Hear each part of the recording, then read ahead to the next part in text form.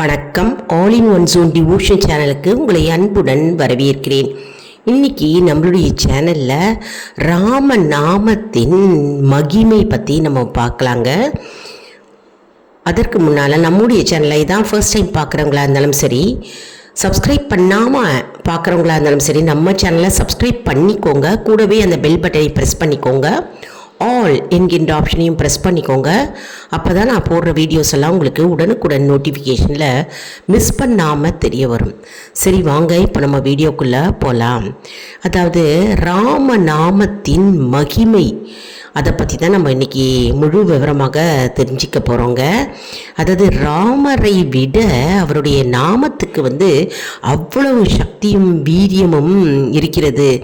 மற்றும் ராம நாமத்துக்கு மிக மிக அருமையான அற்புதமான பலன்கள் இருக்குங்க. அதாவது ராம நாமத்தின் மகிமையும் மற்றும் ராமரின் சிறப்பை பற்றியும் நம்ம முழு விவரமாக தெரிஞ்சுக்கலாங்க. வீடியோவை ஸ்கிப் பண்ணாமல் முழுமையாக பாருங்கள். அப்போ தான் உங்களுக்கு டவுட்ஸ் இல்லாமல் தெரிய வரும். அதனால் எப்போதுமே எந்த நேரத்துலையுமே நம்ம ராம நாமத்தை நம்ம எப்போவுமே தொடர்ந்து உச்சரித்து கொண்டே வர வேண்டும், ஜபித்து கொண்டே இருக்க வேண்டும். அதாவது மிகவும் சக்தி வாய்ந்த மந்திரங்க ராம மந்திரம். அதாவது மந்திரங்களில் அனைத்துக்கும் சக்தி வாய்ந்த மேலோங்கி ஒரு அற்புதமான மந்திரம்னாக்க ராம மந்திரம் தாங்க. மற்றும் ராம மந்திரத்திற்கு அவ்வளவு சக்தியும் வீரியமும் உள்ளதுங்க. அந்த மந்திரம் அவ்வளவு மிக மிக மிக சக்தி வாய்ந்தது. வார்த்தைகளால் நம்ம கூறவே முடியாது, அவ்வளவு சக்தி வாய்ந்த மந்திரம் ராம மந்திரம். மற்றும் நம்ம பார்த்தாக்க அவதாரம் எடுத்தார் இல்லையா, அதாவது மகாவிஷ்ணு தசாவதாரம் அவதாரத்திலேயே ஸ்ரீ ராம அவதாரம் எடுத்து மக்களுக்காக நல் வழியில் வாழ்ந்து, அதாவது நல்முறையில் மக்களுக்காக வாழ்க்கை முறையை கற்றுக் கொடுக்க வேண்டிய ஒரு அற்புதமான பாடமாகவே ராமபிரான் அவதாரம் எடுத்தார். அதனால தான் அது ராம அவதாரம் என்று கூறப்படுகிறது. அதாவது ஒழுக்கமான வாழ்க்கை முறையை மக்களுக்கு வாழ்ந்து காட்ட வேண்டும் என்பதற்காகவே தசாவதாரத்தில் ராம அவதாரம் எடுத்தார். அதாவது பெற்றோர்கள் என்ன கூறினாலும் அதை வேத வாக்காக எடுத்து, மற்றும் கூட பிறந்த சகோதரர் சகோதரியர்களிடம் அன்பும் பாசமும் இருக்கும் அளவிற்கு நடந்து கொண்டு, மற்றும் அனைத்து உயிரினங்கள் மீதும் பாசமும் அன்பும் வைத்திருந்து, மற்றும் விரோதிகள் அதாவது எதிரிகளையும் நண்பனாக கருதி வாழ்ந்ததே ராம அவதாரமாகும். மேலும் பகைவரிடம் தயவு காட்ட வேண்டும் என்பதற்காகவே ஒரு உதாரண புருஷனாக இந்த உலக மக்களுக்கே அவர் ஒரு அவதாரம் எடுத்தார் நீ சொல்லலாங்க. அதாவது ராம அவதாரம் எடுத்து வாழ்க்கை முறையை உலக மக்களுக்கு கற்றுக் கொடுத்த ஒரு ராம அவதாரம் ஆகும். மேலும் இன்னும் சொல்ல போனாக்க ஒரு சொல், ஒரு வில், ஒரு இல் அப்படின்ற வாழ்க்கை முறையை கடைபிடித்திருக்கிறார் ராமபிரான். அதனால் ராம மந்திரத்திற்கு அதிக சக்தியும் வீரியமும் உள்ளது.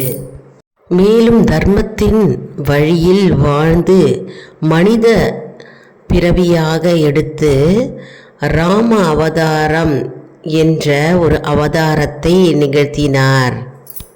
அதனால தான் ஸ்ரீராமா ராமா என்று கூறினாலே அந்த ராம நாமத்துக்கு அவ்வளவு மகிமை உள்ளது. ஏனாக்க ராமபிரான் ஒரு அவதார புருஷனாக இந்த பூலோகத்தில் அவதாரம் எடுத்திருக்கிறார்.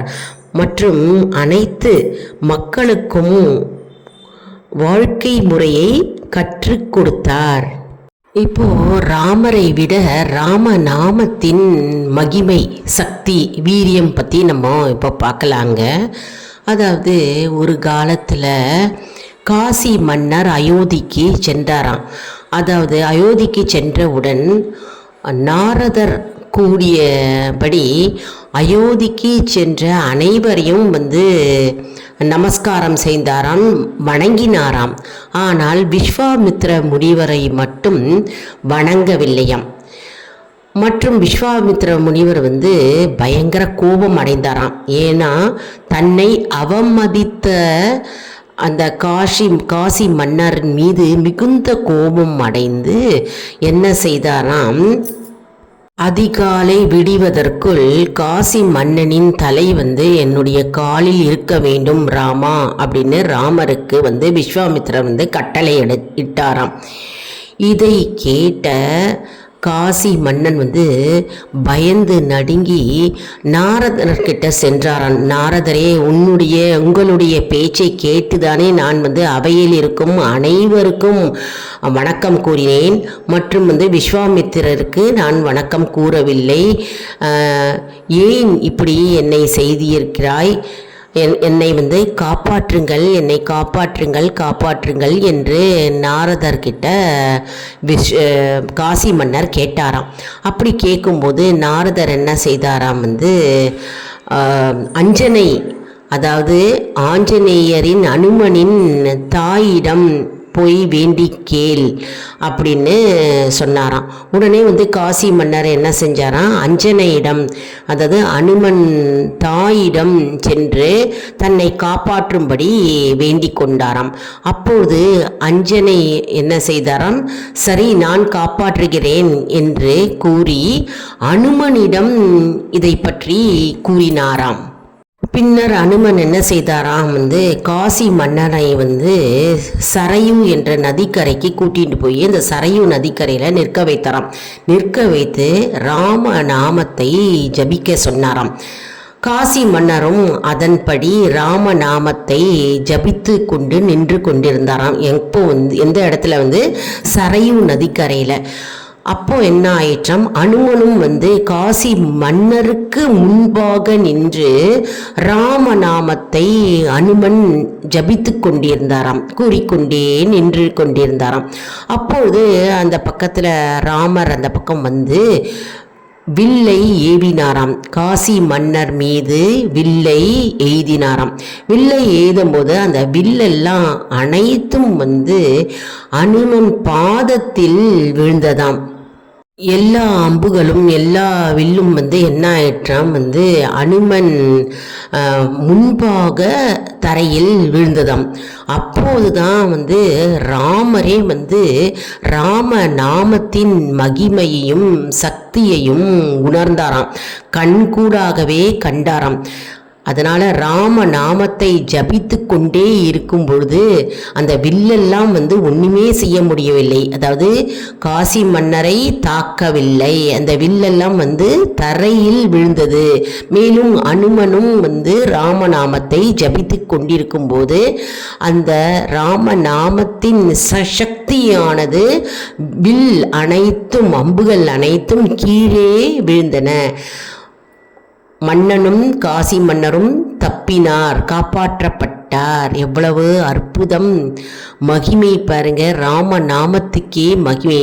மேலும் என்ன ஆயிற்றா, வானத்தில் இருக்கும் தேவர்களும் வசிஷ்டரும் எல்லாரும் காசி மன்னரை விஸ்வாமித்திரர் முனிவரிடம் மன்னிப்பு கேட்கும்படி, காலில் நமஸ்கரிக்கும்படி கூறினார்களாம். அதன்படியே காசி மன்னர் என்ன செய்தாராம், விஸ்வாமித்திரரிடம் மன்னிப்பு கோரி வணங்கினாராம். இவ்வளவு சக்தியும் வீரியமும் இருக்கிறது இந்த ராம நாமத்துக்கு. ராம நாம மகிமையே ஏராளம், நிறைய ஏராளம் சொல்லிக்கொண்டே போகலாம். இது ஒரு பகுதி தான் நம்ம இன்னைக்கு பார்த்துருக்கோம். இந்த வீடியோவில் நிறைய ஏராளமாக எக்கச்சக்கமான மகிமையும் சிறப்பும் மற்றும் சக்தியும் கொண்ட ராம நாம மகிமை நமக்கு கூறுவதற்கு நமக்கு நேரமும் இல்லை மற்றும் நமக்கு அதற்கு வாய் கிடையாது, கூறுவதற்கே நமக்கு நேரம் போதாது அப்படின்னே நம்ம சொல்லலாங்க.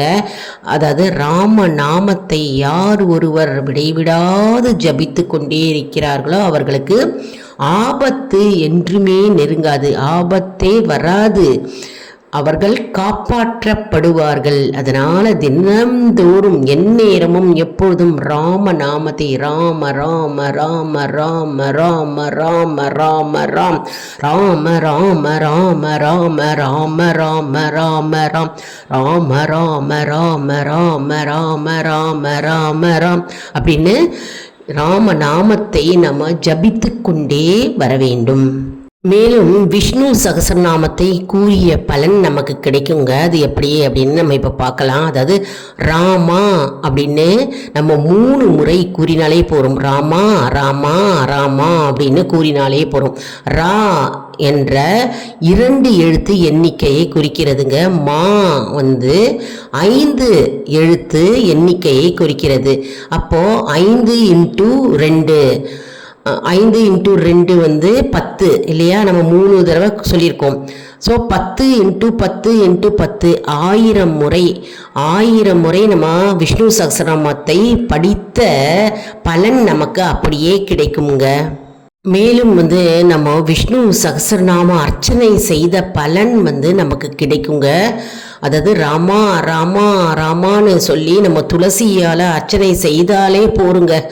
அது நமக்கு சொல்லவா வேண்டும்? அதாவது புண்ணியம்ங்க. இந்த ஜென்மம் மறுபிறவியே நமக்கு கிடைக்காது. அதனால் ராமா ராமா என்று நம்ம எப்போதும் ஜபித்து கொண்டே வர வேண்டும். அதே போன்று ஸ்ரீராம ராம ராமேதி ரமே ராமே மனோரமே சகஸ்ரநாம துல்லியம் ராமநாம வரானனே என்று நம்ம இந்த மந்திரத்தை கூறினால் நம்ம விஷ்ணு சகஸ்ரநாமத்தையே நம்ம படித்த பலன் நமக்கு கிடைக்குங்க.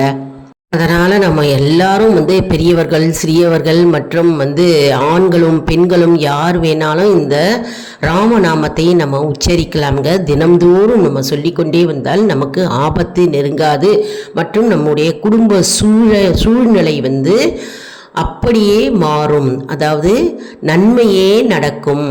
அதனால் நம்ம தினம்தோறும் ராமநாமத்தை கூறி வந்தால் நமக்கு ஒரு காப்பு, ஒரு கவசம் மாதிரி இருக்குங்க. என்ன அன்பர்களே, இந்த வீடியோ உங்களுக்கு மிகவும் பயனுள்ளதாக இருக்கும் என்று நான் நம்புகிறேன். இந்த வீடியோவுக்கு ஒரு லைக் கொடுங்க. இதை மற்றவர்களுக்கும் ஷேர் செய்யுங்கள், அவர்களும் பலனடையட்டும். மேலும் ஆல் இன் ஒன் ஜோன் அன்பர்களுக்கு ஒரு அன்பான வேண்டுகோள். நம்முடைய கம்யூனிட்டி போஸ்ட்டில் கேள்வி பதில் நேரம் வருங்க. அந்த கேள்விகளுக்கு பதில் தாங்க. இதன் மூலம் நம்முடைய ஆன்மீக பயணம் எப்படி இருக்கிறது என்பதை நாம் தெரிந்து கொள்ளலாம் இல்லையா? இது சப்ஸ்கிரைப் செய்தவர்களுக்கு மட்டுமே தெரிய வரும். அதனால் நம்முடைய சேனலை மறக்காமல் சப்ஸ்கிரைப் செய்து கொள்ளுங்கள். அடுத்த வீடியோவில் வேறொரு தலைப்புடன் உங்களை சந்திக்கிறேன். நன்றி, வணக்கம்.